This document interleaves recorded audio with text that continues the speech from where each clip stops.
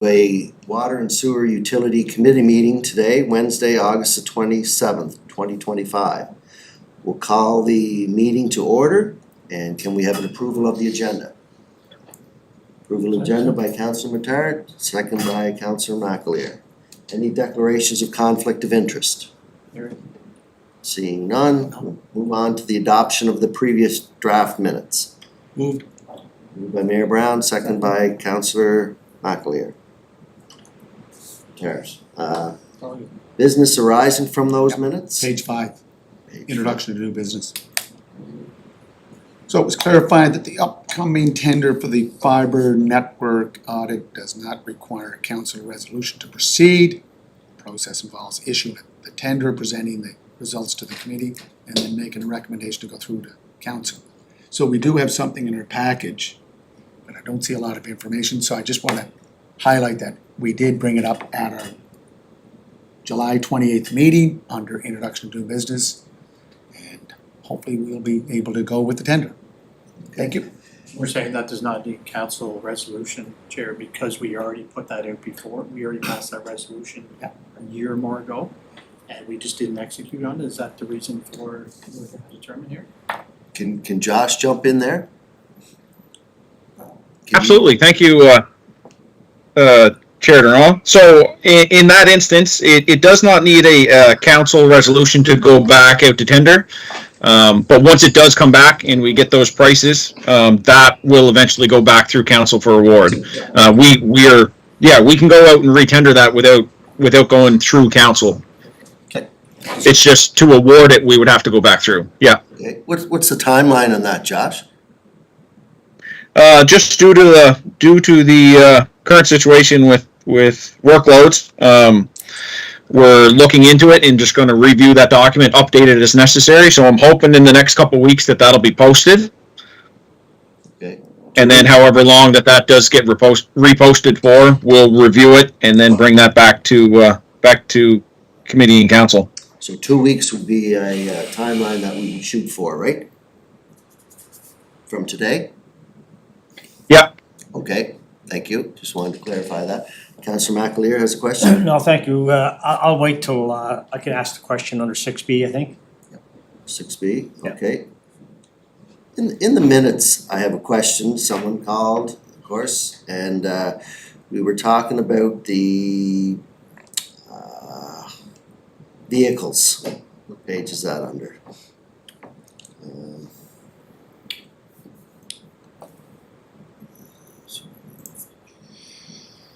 Page 2 and 3. 2 and 3?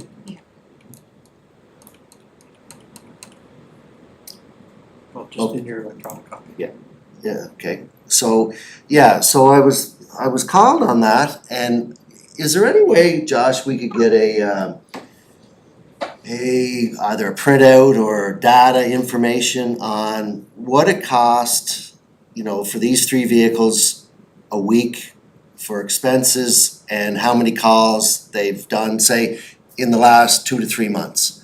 Is that something that wouldn't take a whole lot of time?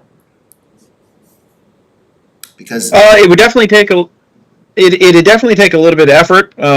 It is or should be available on the GPS, so we can look in and see what information is there. They should have kind of trips logged, but it would take a little bit of interpretation to associate a cost with that. It's not something that would be impossible, but it would take time and effort. okay, would we have our committee's approval to do that for, say, next month? It's just that, when someone calls me and says, well, this is costing so much, is this the value that you're approving? I said, it's not me, but, they would just want to know, is this cost effective on having 3 vehicles go that far a week and how many calls they're actually done? Is there a better way of leaving a vehicle at say a well field or whatever they have to do, and if they need it, they can go to it? And, I won't bug you about it anymore. It just, when someone has these questions and want answered, I said I'll do my best to see if I can get an answer for it. Is the committee okay with that? So what's the policy for public works, parks and recreation? We should make sure it's consistent throughout the corporation. that's what we should ask. Public Works, I know they have vehicles out, I don't know if they all live within the city limits, because it's not required constitutionally. So we should look at water, wastewater, and I would also say our fire, because that is a service that we provide in our corporate body. Yeah, now we're getting above and beyond, and you know, it was just, see, this is where it's confusing for me sometimes, because we're a different corporation. It seems like we're a different corporation, either it's convenient or not, you know, so we're separate. But then when we ask a question, then we're all the city of Charlottetown, so, you know, and I asked that question before, what is the benefit or the negative that we are a separate corporation? You know, because we go back 100 years, because that's the way it always was. Is it time to change? Is that something beneficial to change, or is it, you know, beneficial to have them separate? I think that's a finance question, but in terms of water and wastewater being a utility, it is a corporate body, it has its own corporate books. But it's part of the suite of services that the city provides to the citizens and residents of Charlottetown. So we have to look equally to all the components of our corporate structure. That's my view on it. And I think, you know, maybe we this is not the first time. Back early 2000, they did the same thing. We looked at the policy right across the board. Okay. But it's something, you know, he can get information from our utility, and then we can share it with our other departments. That'd be great. You okay with that? Okay. Yep, absolutely. I'm always open to reviewing policies, and it is a corporate policy that we follow, as well as Public Works, Parks and Rec, any other department that has corporate vehicles. They would be responsible to follow that policy, and how they administer that is always open for review. So we're more than open to look at that. Great, Josh, thank you. So, Councilor McAleer has a question. so Josh, are you saying, I mean, I guess that's the answer to the mayor's point, I think. I'm hearing you say that you know, water and sewers policy is the same as the rest of the city corporation as it relates to public works and parks, as it relates to vehicles, correct? Is that what you're saying? Absolutely, yeah. We would follow the same vehicle use policy as set out by the city corp. So it's nothing to look into then, I guess, unless Councillor or Chair Drung wants, I guess, specifics on. Yeah, the specifics are what I'm looking at. What's the cost? You know, is this beneficial for one thing, and the cost is the other? If we have 3 vehicles doing, you know, 100 miles a day, 500 miles a week, you know, is this something that we should look at? You know, or no? If we just go with the same old, and then that's fine, but the wear and tear of the vehicles, you know, the fuel, that was just an issue brought up to me. So, you know, a little bit of work to get a number, and then, you know, if it's a policy across the board, then we could look at that. I'm just looking for the best use of resources for the water. I just make a comment, just for, certainly respect and understand the different concerns or perspectives of it. I guess from my perspective, I look at it, there's a vehicle use policy in place administered by city staff, and I would have to myself lean on if the management teams in the various areas felt that the usage of those vehicles for that purpose was conducive to their role and jobs, then I'm fine with that being what it is. And I think Josh gave us that last week, last time he gave his justification of the usage of those vehicles to and from and whatever. And I was satisfied with that based on management determining that is the best use of time, money, and effort. So again, if we need the detail, but for me personally, it wouldn't change my perspective on that, I guess, because if the management team is supporting us and the corporation is supporting us, then that's where I would see the issue, but. Yeah. That's just wanted to put my opinion in. Sure. Yeah, so, like I say, then I can go to the person and say, well, the committee says no, and we'll drop it at that. No, I think Josh has agreed to just review the policy. Right, Josh? But I guess we know there's a policy, as Councillor McAleer said, there is a policy. The policy Just As long update. as they're falling within the policy and adhering to the policy, and Josh as a manager and Richard as the director does not have a concern with how those vehicles are being used within that policy, maybe there isn't a discussion to be had on it. That's all pointing out from my perspective. Are you asking for a review of the policy? Yeah. That's all. That's, Review of the policy, that's different, I thought we were asking for. Yep, good. Josh, you got that? Yep, no, absolutely. If we're looking to take a review of the policy kind of as a whole, we can do that. I know there was a question there as to, I guess, to dig into we'll say the cost versus benefit for that. If that's still the desire, we can look into that as well, which would kind of go hand in hand with looking at that policy. I can confidently say though that the current use of the vehicles are as per the policy as it stands today. But if we do desire to change that, or if we want to review and take a closer look, then that could change how we administer the policy. So that's all that I'd be looking for right there. Perfect. Thank you. Just take a look at it, that'd be great. Thank you, Josh, for that. Any other business arising from those minutes? Seeing none, we'll go to discussions and reports. And you're on there, Josh, go ahead. Excellent. Thank you, Chair Durant. The first report here is for the aeration materials pre-purchase request for quotations.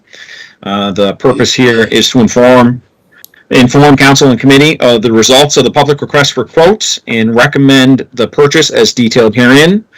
Our recommendation is that council or committee move forward to council as per the conditions of the public request for quotes, accepts the low submission from Environmental Dynamics International, EDI, for the purchase of fine bubble aeration materials in the amount of $62,313.74 plus all applicable taxes.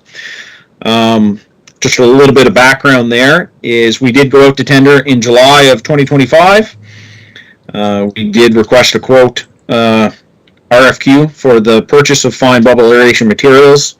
The utility did receive 2 submissions, one submission from Environmental Dynamics International and the second one from Sampson Equipment Limited. EDI was the cheaper of the 2.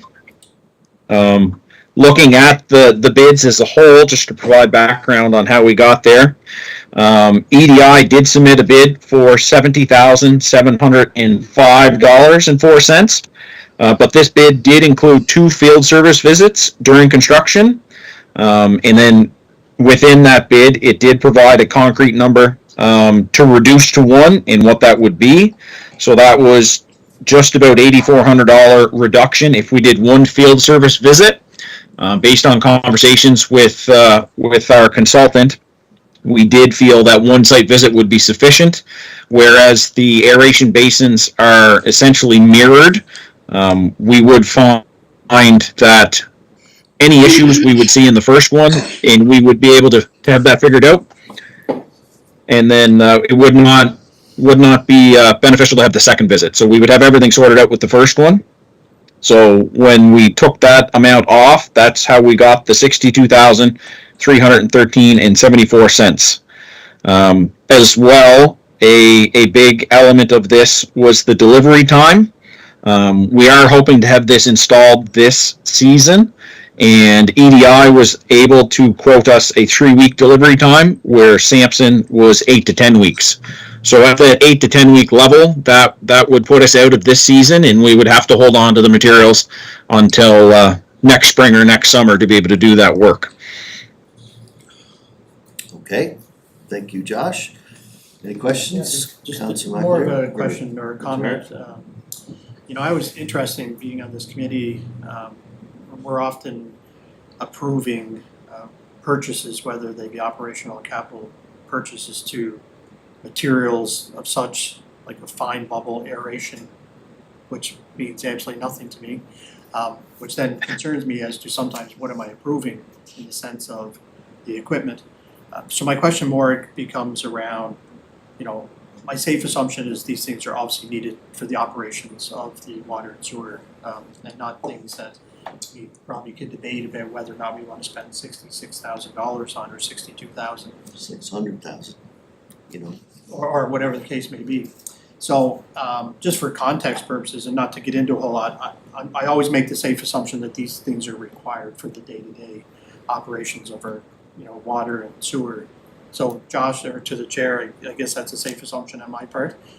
And then I'll assume that going forward, maybe I should ask the question a while back, but, yeah, cause I have no idea what a fine, mobile aeration materials are, what they do, or why they do. And not, maybe some context in there helps that decision too, but, so just more of a comment than anything. Yeah, and I appreciate that.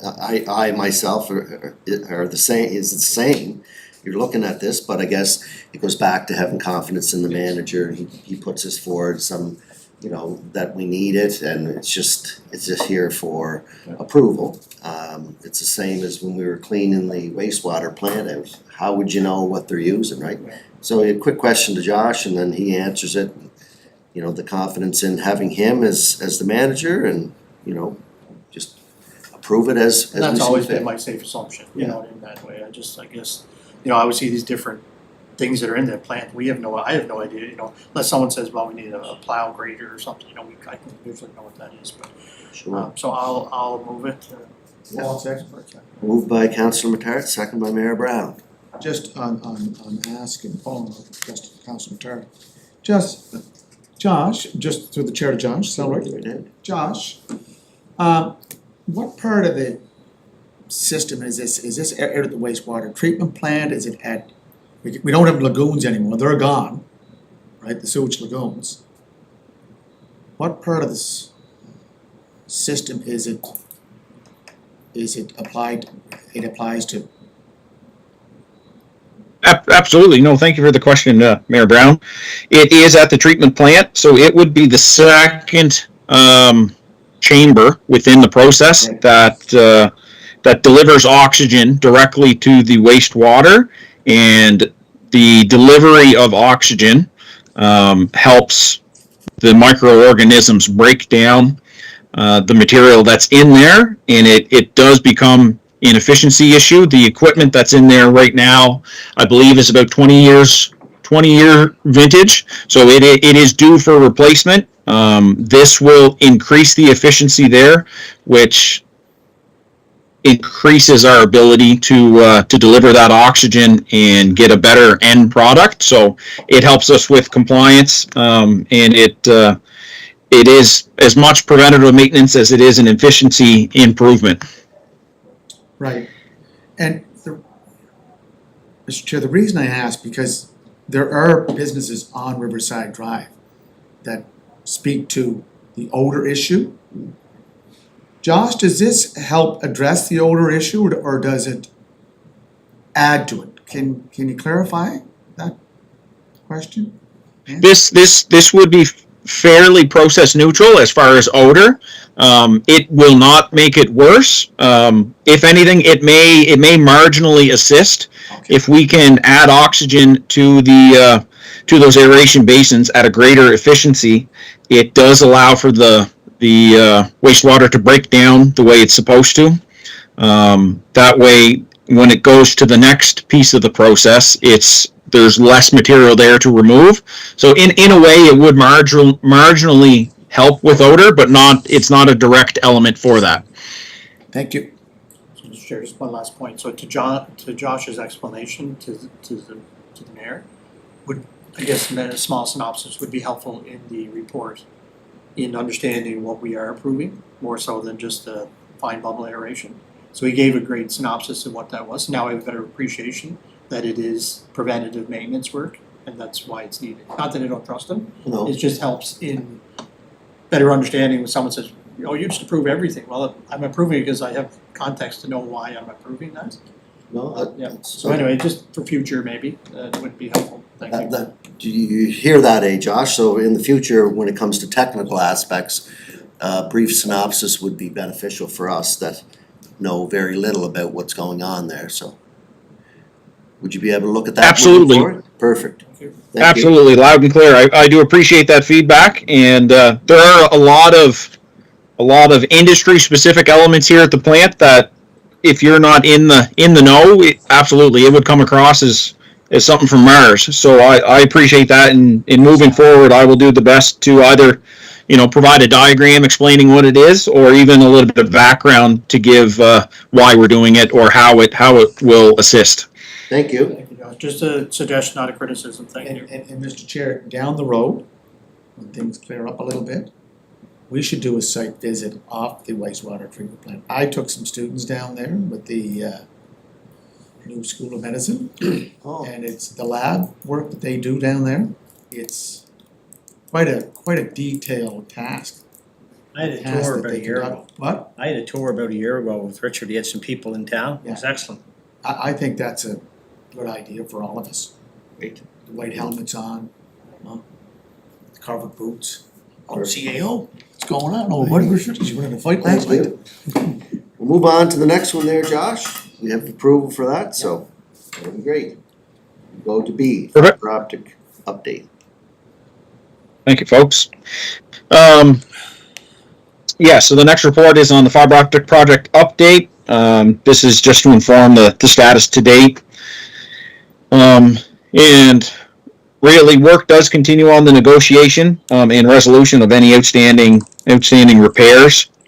We do have a conversation with the contractor, Daniel Mullins, here this afternoon, just to try to move things forward. But since our last meeting, there has been no notable updates, I guess, that I can provide. We are pushing with our legal to try to negotiate into that contract, and we are pushing Daniel as much as we can to get those repairs completed. So I'm more than happy to take any questions or feedback. Okay, we'll start with Councillor McAleer. Yeah, I guess about, I don't know, was it close to a year ago or thereabouts that we approved a resolution to do an audit, value for audit, I believe on this project, and it got deferred. And as we spoke earlier, that this resolution still lives, and it's good to be fired up again, but I guess I was wanting to hear from, from staff or maybe our CAO, and I know CAO, how up to date you are on this file. I mean, I shared with you that, it's certainly a concern of mine and certainly the committee's. I just wondered, if staff, CAO, or yourself, Josh, can comment, is it a good time to go to this tender and have this process started? Or do people, or the staff need more time to, before we consider going with the tender to get the audit done? So I just like some kind of understanding of where we're at from a staff perspective. Josh, Absolutely. I can weigh in too if you. You go ahead. Well, I spoke to staff about this, Councilor McAleer. I think what's important for them is to get this contract done. They have an idea of what's out there, but getting this contract done, move forward is what their priority is. Josh, anything to add to that? I would echo that sentiment as well. It'd be substantial progress to get this contract done, and get this network fully operating, get it lit, start sending data across it.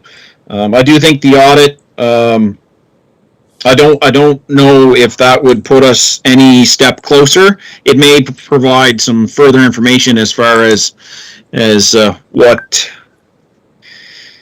value you may be able to tie to it or associated with it, but I don't know if it would provide us any step closer to really pushing this over the line. Thank you, Josh. We've been doing this for 6 years. 6 years, And, 2019. we've had confidence in staff. We were told a number of years ago that it would be done by December. That was a few years ago. Then we came out for the value for money audit, and we were told then that we were very close, 99.9%.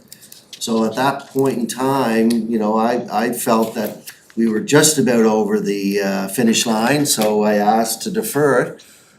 Because I figured we are so close to ending it that, you know, I've asked for the council's, you know, support and trying to just go with it. So here we are a year and a half later, and we're no closer than when we were then.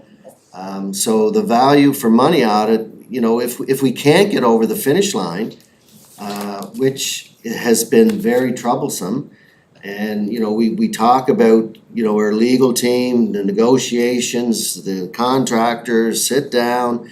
We're no further ahead than when we were many years ago. So, you know, at least to get the value for money audit, to make sure that we know what we're getting. I don't know what it's gonna take to get us across the finish line. And every month, we're told we're closer, we're gonna talk, we're gonna get negotiations completed, and we're no further ahead. So, you know, it's very disappointing, and I know it's not just your job to sit down and do it, but I don't know what else to do here. So that's the first step.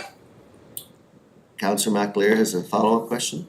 Yeah, just again, sticking with the, you know, the audit, I would like to have some confidence, and this is why I was asking for staff input, advice on, you know, is the timing right? I'm thinking, I'd like to think there's, if we're gonna spend whatever the tender amount was, 60-some thousand, was it? 66.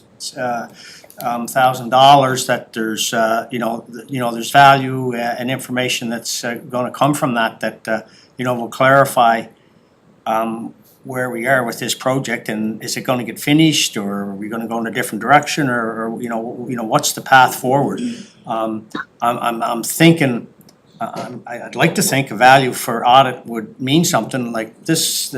We're looking at talking about signing potentially an IRU, I believe that's the acronym.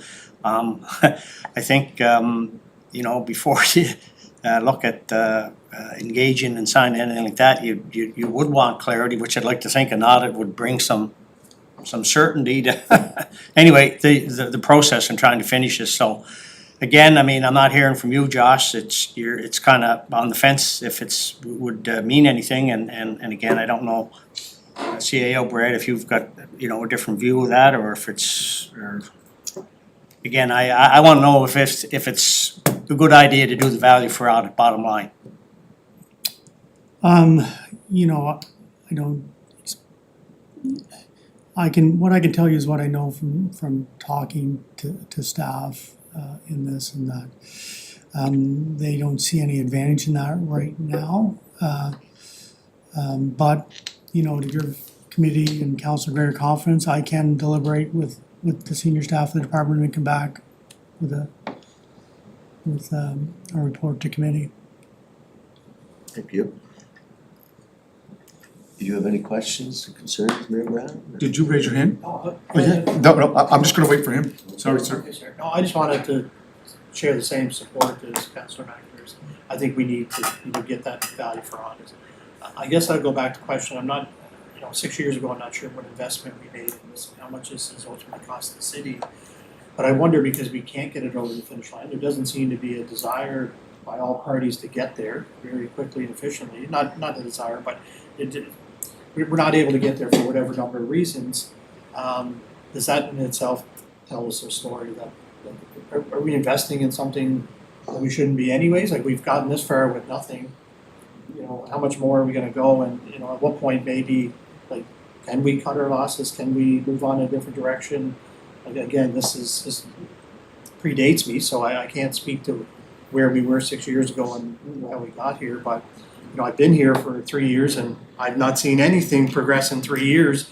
So I'm not seeing any value for whatever investment we've made, whether that be financially, or through our resources and our time and effort or whatever it has been. So that's almost saying something to me that there is no value here in a sense, because we haven't made it. It doesn't seem like it's from our contractor that it's just a priority to make that. I guess, like, maybe I'm missing something, but I do support the continued move towards an audit to maybe even further flesh that out, and to give us that sense of comfort to going into that IRU that, you know, if we get there, which hopefully we have that value that we want. So I just wanted to express that point as well. Appreciate it. Thank you. Mr. Chair, Yes, Mr. this is Graham. nothing. This, what we're talking about, this value for money audit, is not reflective on our staff. This is our decision. This is and as the chair said, this came about in 2019, early into our first term, when it showed up on our budget. Budget line was communications project. What's a communications project doing in a water and wastewater utility budget? But, you know, the financial cost, that's one part, but the human resource cost, like how much time Richard has spent on it, how much time Coles Associates has spent on it, how much time we have our safety officers that are beyond site, or workers' compensation. There's been a lot of resources put into this. And then the political cost. How many times have we talked about this and consumed our time on this issue? So an IRU is an indefeasible right of use. Soon as you sign that, we've given up all our rights except 60 strands of whatever's left in the conduit. Like, guys, this is a big investment with federal money and provincial. I'm saying provincial, but I know federal money has gone into it as part of the Milton Vale Wellfield project. So we're into it. And if I'm looking at anything, this to me is a QA certification, quality assurance certification. This will tell us, here's what we got, here's what we're gonna get if we sign the RAU through a value for money audit. So that's why I referred back into under Business Horizon from the minutes. This was already discussed, Josh, and So let's move forward. we should be moving on, we should be moving forward on it. Yeah, That's I what think I'm we've saying. got agreement to do That's- that. We said that last month, right? That's in the Business Horizon, sir, that's why I did go to it. Sorry, wasn't Business Horizon, it was under introduction of new business. So we could, 2 weeks roughly, you said you might be able to have it easy. Yeah. So, full confidence in our staff, great people, and again, our motto is, great things happen here because of our staff. Thank you, sir. Thank you, Mayor Brown. You have a question, Councilor McAleer? Go ahead. So staying with it, if the value for audit happens, just to be, I guess, clear or somewhat clearer in my mind, I'm assuming that value for audit, the specs within it, there's, I guess, good specs within that to to give us, I guess, the sort of information and data and certainty that we're hoping to. It's a very technical thing, I'm sure, which I don't have a skill set in, so I'm just like to think that RFP for that audit, whoever's doing it, I guess, know what we're looking for. So, Mr. Chair, if Councillor McAleer goes back to my email, July 30th, the tender's there. It explains the project layout. It's under value for money audit, communications project audit, and then there's an addendum, and then the bid. Read both of them, the language is very clear of what will be done under this value for money audit. Or I call it QA, quality assurance Okay, certification. great, thank you. Thank you. Josh did previously discuss this, that it'll be going out within 2 weeks, so Thank you, sir. it'll be great. Thank you, Josh. So now we'll go to wellfield protection again. C, go ahead, Josh. Thank you. This report here is on wellfield protection and land procurement. The purpose here is to inform the committee of water and sewer utilities plans for wellfield protection, and this is for informational purposes. There's no there's no need to go to council with anything at the moment. But the utility does plan to update their listing of parcel owners that are located within the 250-day travel zone. The existing wellfield protection plan does identify the parcel numbers and the previous land use. So this updated listing of owners will allow for sharing of communications.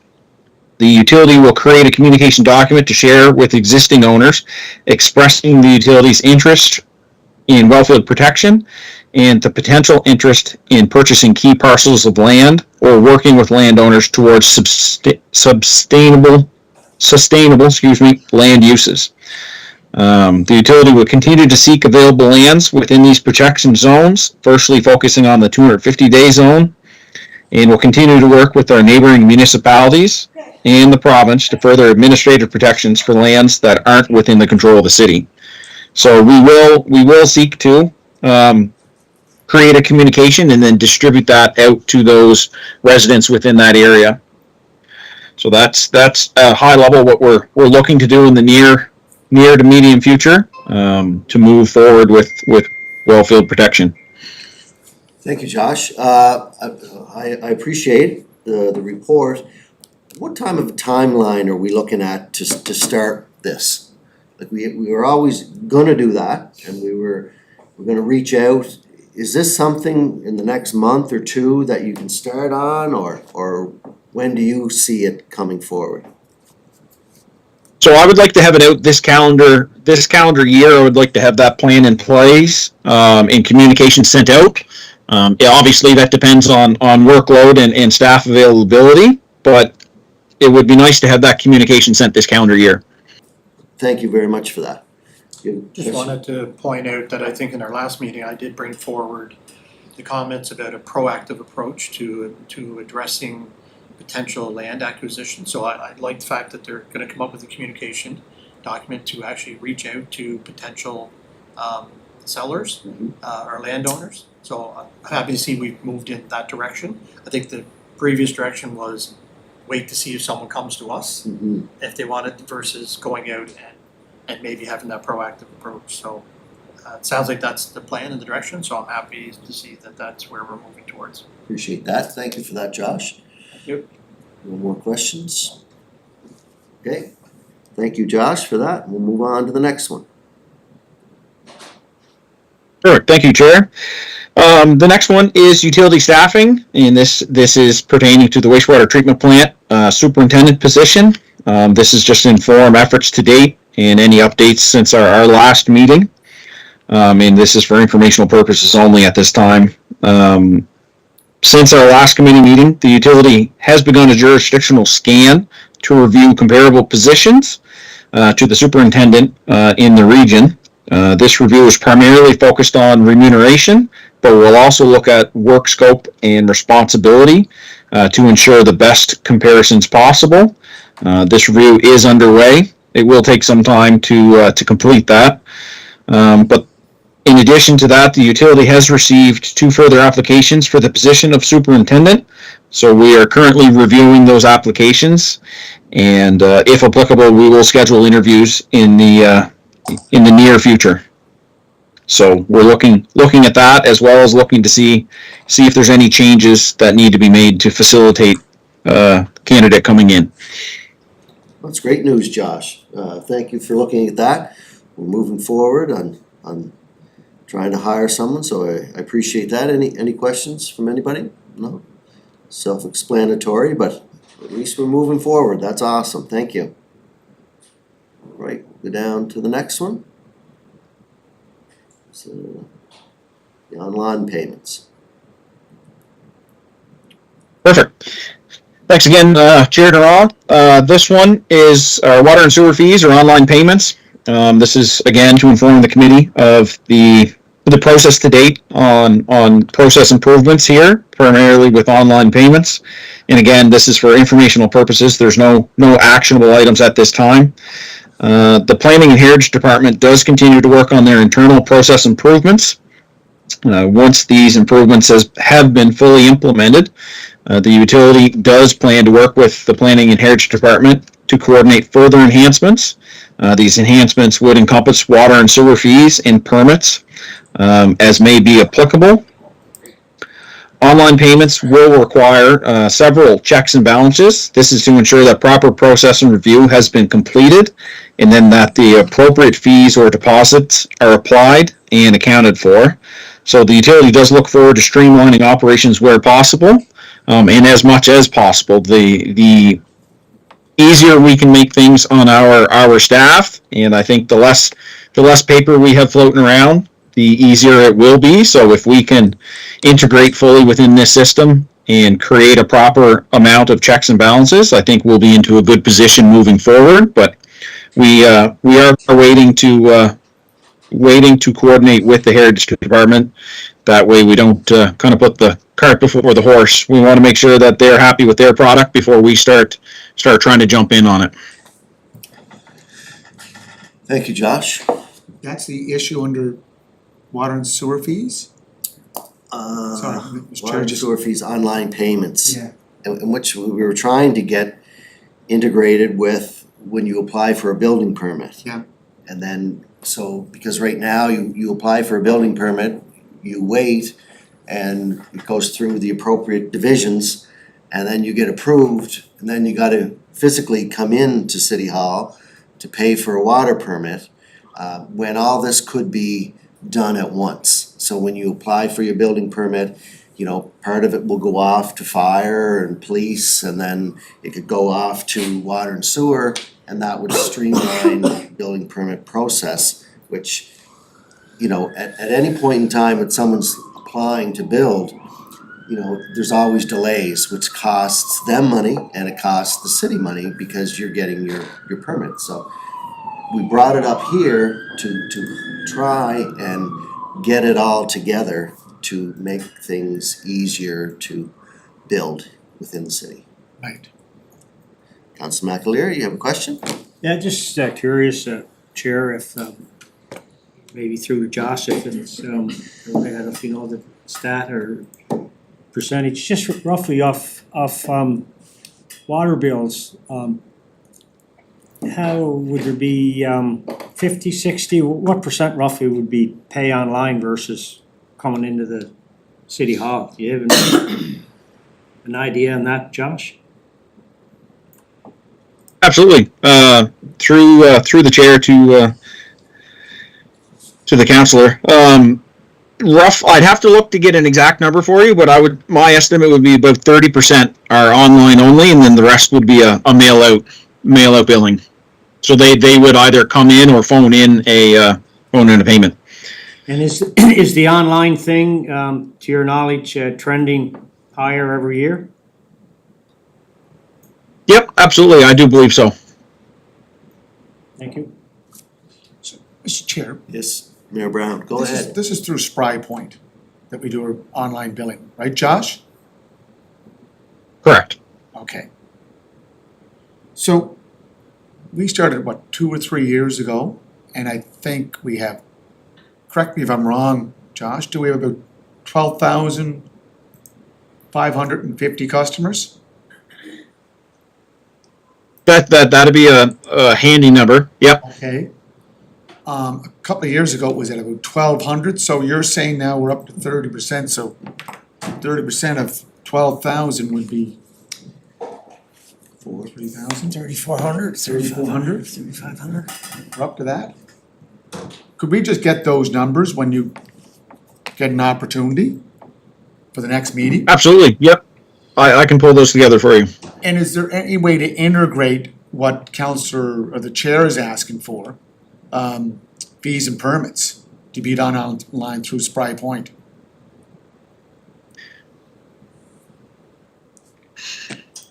The physical payment of it, very likely, but I would have to look into the system capabilities. The hiccup is tying in our checks and balances. So in order for someone to we'll say make their building permit, or they come in and want their water permit, we do have to create an estimate. So that will go out to one of our technicians. They would make an estimate of construction, and that deposit is specific to each each location or each resident. So there is a little bit that would have to go together, but physically taking that payment, that is probably something we could look into. Idea. Yeah, because Spry Point, what's the company they took over? There's a bunch of former employees, well, actually, our former business managers working with them.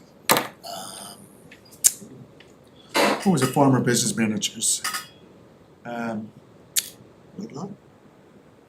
Lanigan, Okay, Mark. Mark Lanigan, he's down with them. So, you know, I think it's an online system that could be much more beneficial for the, not just water and sewer, but also this permit fee issue, if you could take care of that also.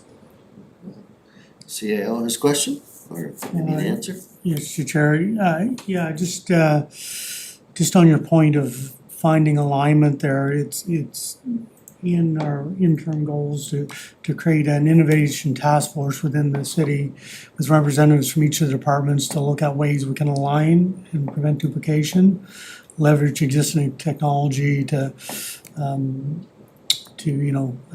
provide better service, but also lessen the manual process. So your comments are very much in line with the way we wanna trend.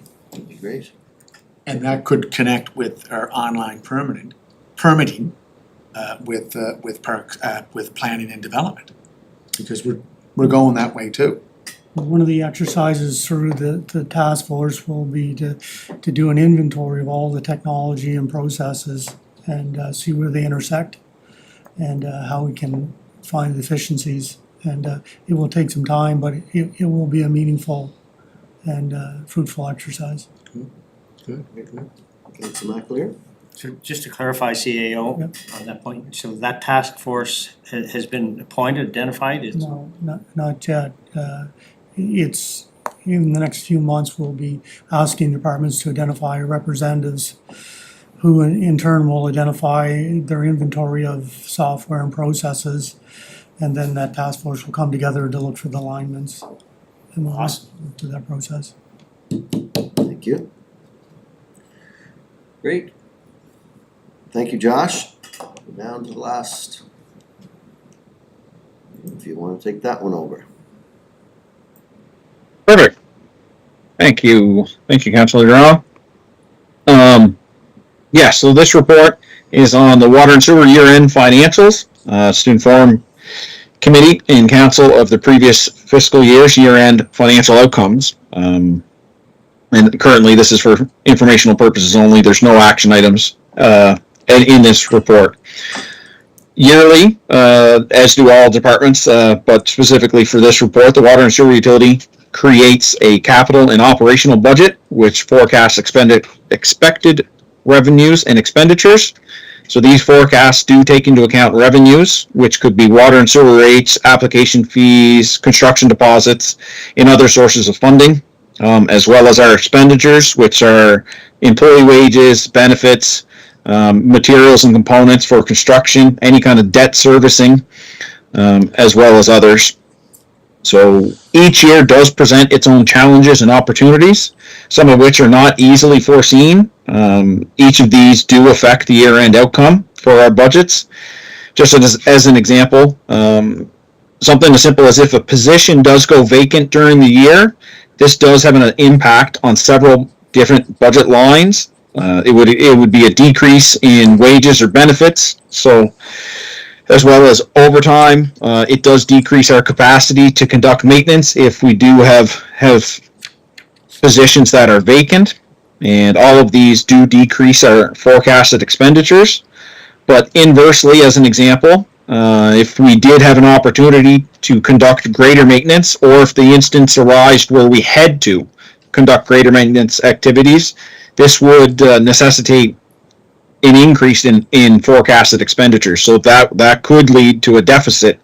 And as the utility, we're not allowed to budget for a deficit, so we always want to try to have that balance.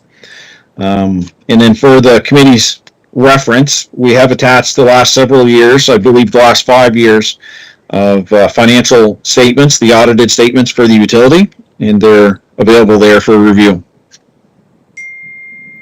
Thank you, Josh. Any questions? Go ahead, Councillor McAleer. Thank you, Josh. I'm just on page 23. Just curious to understand, Stratford's waste or whatever comes over to our treatment plant, correct? That is correct. Yeah, so on the revenue line, where would that number be? It's not in metered sales, right? It would be. Would it be in? I'm just curious to know roughly, you know, the dollar amount and where it lives in the revenue section.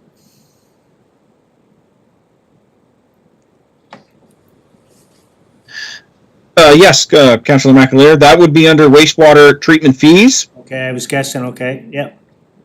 Yeah. And is that amount, the total amount, or is that the combination of some others? That would be I'd have to dig in to see how they accounted for that, but my understanding is that is the Stratford fee there. The big. But I would have to, I'd have to confirm that for you, but I do believe so. The biggest part of it is probably Stratford. Yeah, That would be it, Josh, that's the 543. The others are stated below it. That coming from Stratford was around the number that we thought when we approved that. If that's easy to confirm, Josh, that'd be great. It's not, no biggie, but if, just as an FYI, I'd appreciate it. Thank you. absolutely. Thank you. Any questions?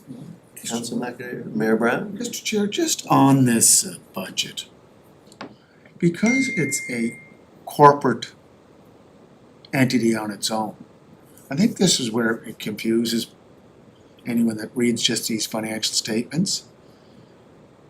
If you look at water and wastewater, the revenue vis-a-vis the expenses, their expenses also include interest on long-term debt, depreciation. Okay? So if you go to the police budget, or if you go to Public Works, or you go to Parks and Recreation, that's included in another budget under our corporate entity of City Corporation. And the reason I bring this up, because some people are confusing that what we're paying out for revenue, salaries and benefits, is about 30% Okay. of our budget. But that 30%, right, also is aligned with other items like interest and long-term debt, depreciation. There's also other cost line items that you wouldn't see in your other departmental budgets. And I think that if you look at the numbers every year from, and again this year, our water and wastewater utility does a great job in the money that they take in as revenue and expend. And I think they're doing a great job when we look at it. And that's also taken into account that we try to keep our costs down or keep our revenue there by adjusting to the CPI, our increases. So again, when I see statements like this, Josh, I think you're doing the utility's doing a great job with the money, the funding that's coming in and the expenditures that are going out. Great. For